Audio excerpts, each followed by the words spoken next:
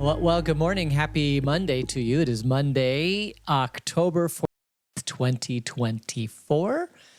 And we are well into October, but it doesn't, I think, hold on just a second. We are well into October, but it doesn't really feel like October yet because it's really not that cold in the morning. I think it was 67 this morning. And that's cold. I mean, well, 67 is cool, but it's not crisp. And it's a difficult temperature because you don't know if you should wear a t-shirt, a long sleeve shirt, or a sweatshirt because you just don't know. Sometimes 67 is cold for me and sometimes it's hot for me. So my body's weird, I guess. Anyway, but it was a beautiful morning this morning. I see now that it's overcast, now that the sun is kind of coming up, I can see there's clouds in the sky. Had a great weekend this weekend, worship on Sunday, and then we had a birthday bingo. Is that what you would call it? We had a bingo last night. And it was also Betty Kyler's 102nd birthday party. So she's an amazing woman, and we are so grateful for her. She seemed to be having a good time. And I won one of the games, one of the 5 games. There were probably, I don't know, 400 people in the room, not 400. Let's see, maybe 100 people in the room, 120, I don't know. And it was, so to win one of that is pretty amazing. I didn't cheat. No, I didn't cheat. I played like everybody else did. But God does love me, so what can I say? But he loves you too. He loves everybody. We don't have any birthdays today. It is, we don't have any birthdays today. So, but we have, what is today? We have a couple big birthdays this week. Look at that. All right. Let's see. I think that's about it. Let's go ahead and get into our study. We are in 2 Kings. We're now moving to chapter 17. This will be somewhat of a sad, I guess, chapter. I mean, the whole book of Kings has a common theme. A new king is somehow either elected, appointed, or something. But this new king starts out good or doesn't start out good. None of the kings of Israel to the north really seem to be very good kings. And we'll maybe do some commentary after we read. But let's get into chapter 17, verse 1. In the 12th year of Ahaz, king of Judah, Hoshea, son of Elah, became king of Israel in Samaria, and he reigned 9 years. He did evil in the eyes of the Lord, but not like the kings of Israel who preceded him. Shalmaneser, king of Assyria, came up to attack Hoshea, who had been Shalmaneser's vassal, and had paid him a tribute. But the king of Assyria discovered that Hoshea was a traitor, for he had sent envoys to So, king of Egypt, and he no longer paid tribute to the king of Assyria, as he had done year by year.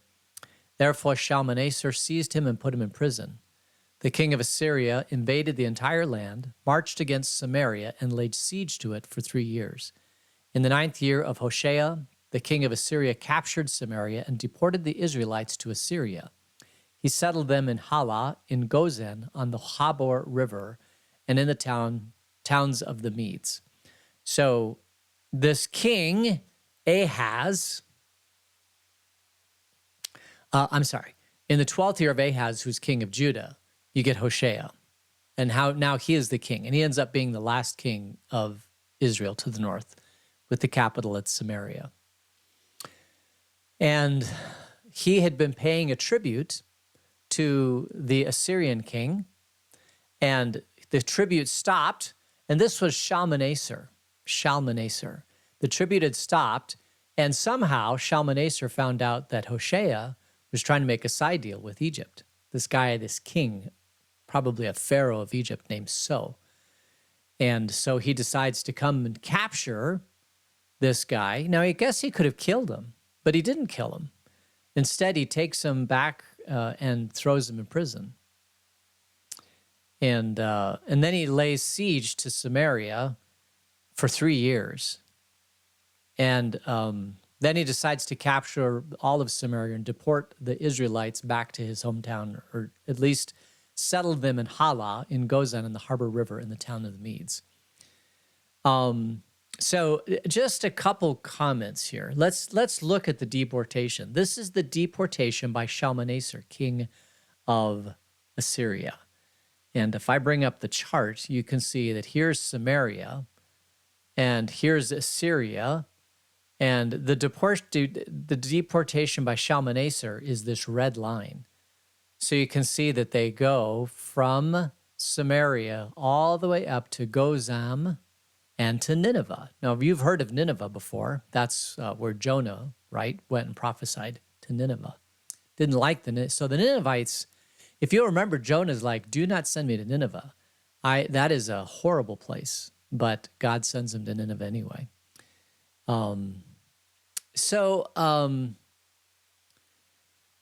Now, a couple things here. First of all, he doesn't kill the king. He allows him to live, but he exports him. And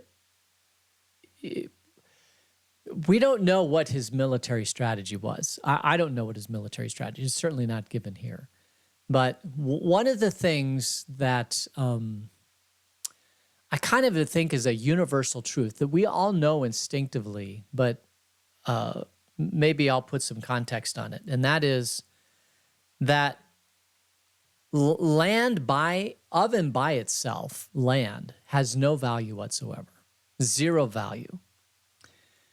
Because what can you do? You can't. If you farm, if the land has rain and good soil, you could plant and harvest a crop on that land. But depending upon how far away that land is from civilization, you might have a crop, but it does you no good whatsoever.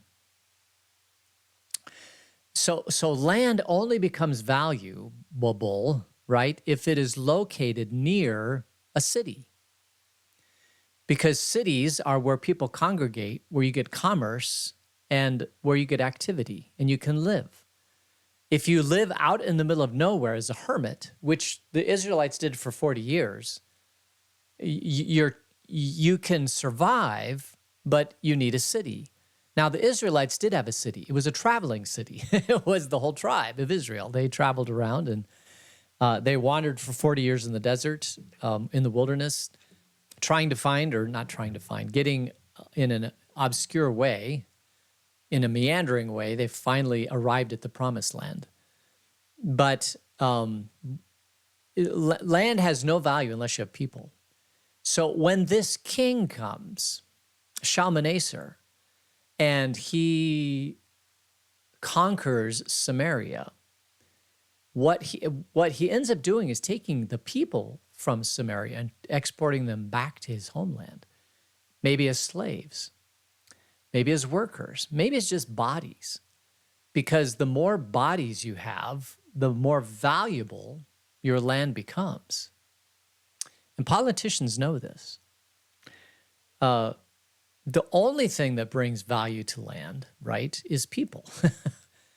And so you need water, you need, today you need water, sewer, transportation, electricity, all the different things.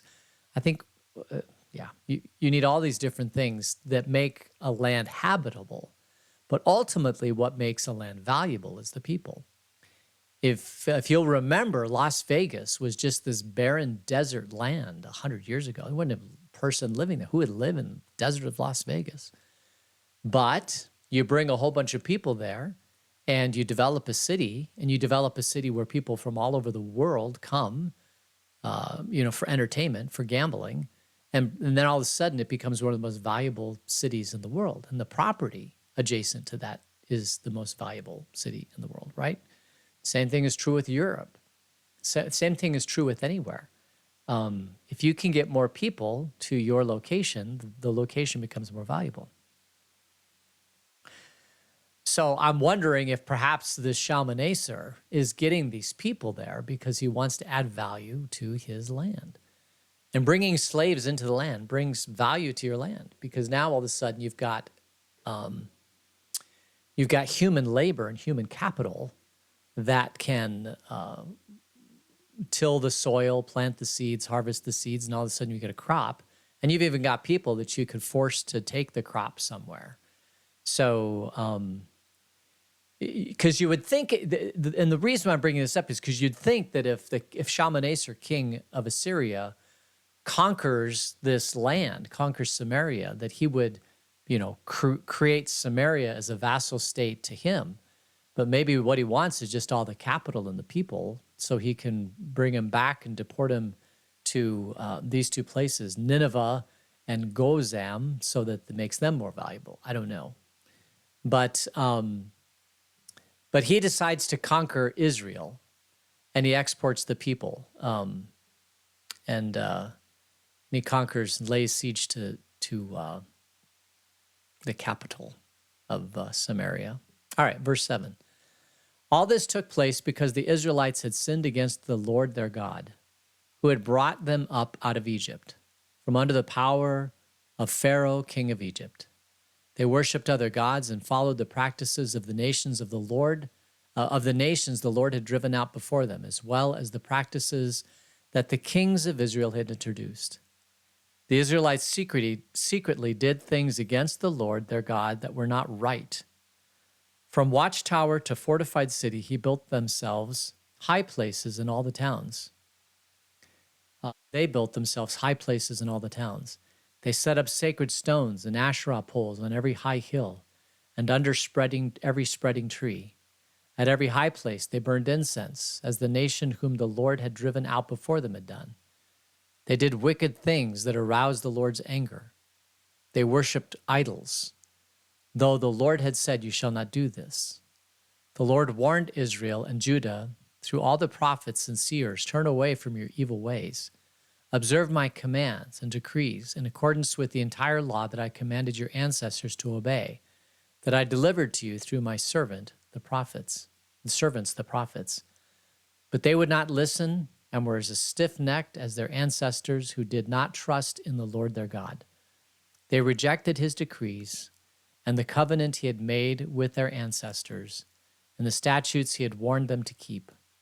They followed worthless idols and themselves became worthless. They imitated the nations around them, although the Lord had ordered them, "Do not do as they do." They forsook all the commands of the Lord, their God, and made themselves two idols cast in the shape of calves and an Asherah pole. They bowed down to all the starry hosts, and they worshipped Baal. They sacrificed their sons and daughters in the fire. They practiced divination and sought omens and sold themselves to do evil in the eyes of the Lord, arousing his anger. So the Lord was very angry with Israel and removed them from his presence. Only the tribe of Judah was left. And even Judah did not keep the commands of the Lord their God. They followed the practices Israel had introduced. Therefore the Lord rejected all the people of Israel. He afflicted them and gave them into the hands of plunderers until he thrust them from his presence. When he tore Israel away from the house of David, they made Jeroboam, son of Nebat, their king. Jeroboam enticed Israel away from following the Lord and caused them to commit a great sin. The Israelites persisted in all the sins of Jeroboam and did not turn away from them until the Lord removed them from his presence, as he had warned through all his servants, the prophets. So the people of Israel were taken from their homeland into exile in Assyria, and they are still there. So at the time of writing here of the kings, they're still in Assyria as a people exiled from their home in Samaria. And thus ends Israel. And if you think about it, it's a very sad story. It's almost like Fiddler on the Roof. If you've ever seen Fiddler on the Roof, I love Fiddler on the Roof. The first half of the musical is awesome. You dive deep into this culture, this Jewish culture living, in Russia, and they've got their own little community and very tight-knit community. They've got their rabbi, they've got their people, they've got their practices, the things that they do. And everything is going well until all of a sudden, they encounter the adjacent culture, and the adjacent culture is enticing to them. and they like it. As a matter of fact, Tevye's daughter falls in love with one of the people outside of their own clan and tribe. And at the end of the movie, they're exiled again. There are people on exile, and they just keep exiling, and it's sad. It's sad when a people of God are given a land, and the only requirement that God has for them is to worship me. Just worship me. Don't follow the foreign gods, because when you follow the foreign gods and start to do their practices, it will not go well for you. And they follow the foreign gods, and now they're paying the price for it. Israel never really, if you look at their history, and this is what he's saying here, if you're looking at their history, they never really did follow God. They tried to a couple times follow God, bring back the law of Moses, but they never got rid of the foreign gods. And that was their downfall. If the people are going to remain faithful to God, they've got to excise the foreign gods. And they can't allow the foreign gods to infiltrate and be in their presence. Because then how can you be a people of God and devote your life both to God and to foreign gods? You can't do it. If you're going to be a people of God, you just have to follow him. You have to worship him and him alone. You have to follow his laws and his laws alone. You can't sacrifice your children on the fire. You can't have Asherah poles and incense and burn, and sacrifice to all the foreign gods. It just doesn't work that way. But, and I've never really, I don't know if we've really seen an example of this. Maybe when Islam kind of swept through Christianity is an example of this. But we don't really see today. It's hard for us to understand what this must be like to really, really hold the people accountable to one God only, and how difficult that is for a king, and how you can blame the people, but it's not the people; it's the kings.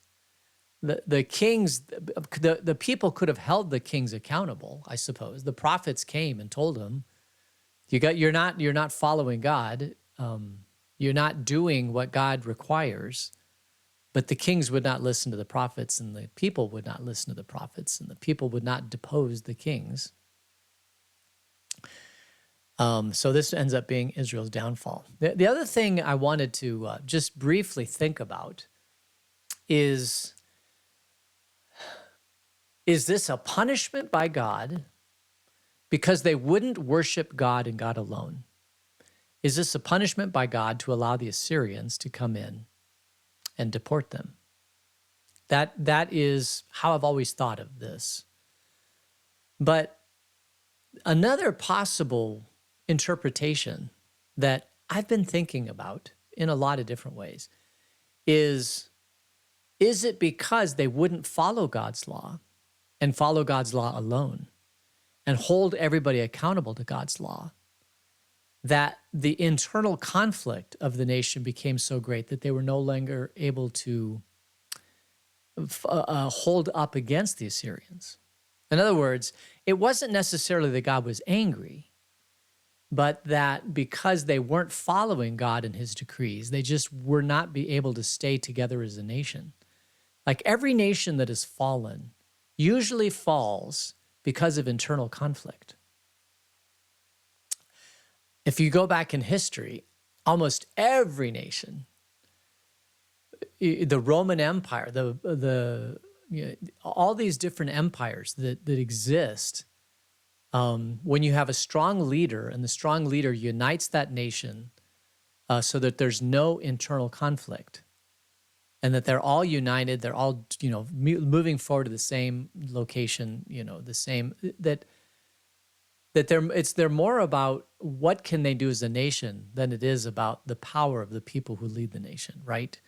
And you get these factions of power. That's really when it falls apart, because you spend so much time infighting internal civil war that you just don't have enough energy to fight the foreign threats that come into your country.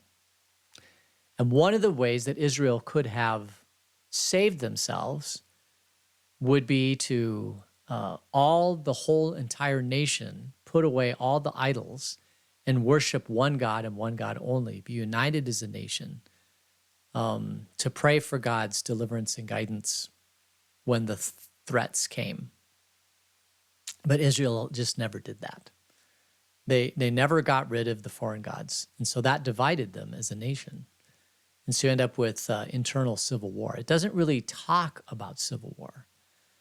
But you can't have some of the nation worshiping the God of Israel and the other nation, part of the nation, worshiping Baal. It just doesn't work that way. You end up with this division of people. So I worship Baal, and the other people saying, well, I worship Yahweh. And the Baal worshipers say, we're going to offer sacrifice. We're going to sacrifice our children. And the other ones, you say, God does not allow sacrificing your children. So you end up with this internal conflict in your nation. And the nation's not united. And they end up with, half the population saying it's okay to sacrifice children, and the other half of the population saying it's not okay. And they fight and demonstrate and all this stuff that goes on when you have a divided nation. And that allows the Assyrians then to come in and conquer them. Because every nation that falls from within. Or maybe it's a combination of both. I don't know. It's hard to know. But it does say that God was very displeased with the nation of Israel and allowed the Assyrians to come in and take them captive. And so we have this nation promised, they were given the promised land. They were exiled from slavery, or not exiled, they were released from slavery in Egypt. And they traveled 40 years in the desert, and they were brought to the promised land, and they took the promised land. And God gave it to them and said, this is your land. Now keep it. Follow me. Be united as a nation. And if they'd have simply done that, they'd have been fine. They'd have remembered whose they were and how they got there. They would have been just fine. But they just didn't do that. And I wonder if we as a Christian nation do that also. We forget the blessings of God that allowed us to come together as a nation. The forefathers that were deeply religious men who tried to create a constitution in a nation that allowed for the free practice of Christianity, which many of the founding fathers said this model only works if we remain a Christian nation. If we do not remain a Christian nation, if we do not follow the God that we can and we should, because we're going to create a safe place for that to happen, then this whole model falls apart. And I wonder if we're in that portion now where the model is falling apart. I don't know. But it all comes down to the leaders. The leaders of Israel simply were not strong enough to excise and cut out Baal worship. And I don't know if we have a leader today that's strong enough to cut out Baal worship. And what does Baal worship look like today? It looks like some of the horrible things that we're doing in this nation. Anyway, Israel. I'm a bit sad that Israel goes away, because they're God's people. God loves them too. Just kind of rebel. We know that in Christianity, the people come back, they rebuild the temple, they try to rebuild a life as followers of Yahweh. But all of that is put into place to bring about the coming of the Messiah, the promised one. And he does come. And he does redeem his people. And he takes David's throne, which he's still sitting on today, and leads his people with truth and equity and justice and love and grace and all the things that Jesus rules with. And that kingdom has been operating on this earth for quite a number of years and seems to be doing quite well. Even with all of our internal conflicts, it seems to be doing quite well. Anyway, I think we'll leave it there. We'll talk a little bit about the Samaritans and what happens when they get resettled in this land, because there's an interesting thing coming up that you might really find fascinating. But we'll have to wait until the next episode. So let's close in prayer. Gracious God, thanks for this beautiful day and the blessings of this day. We pray that you keep us safe until we meet again. In Jesus' name, amen. All right, let me look over here and see what we got going on. I can't find my mouse. Thank you all for joining me online. Yes, I did win. It was wonderful. I don't know, but could the maypoles be pagan in nature? The maypoles. Yeah, that's a good question. We'll have to look that up. I'm going to look up maypoles, see if that has anything to do with that. All right. So I hope you have a great day, and blessings to all of you. Thanks for joining me, and we'll see you tomorrow. Take care. Bye.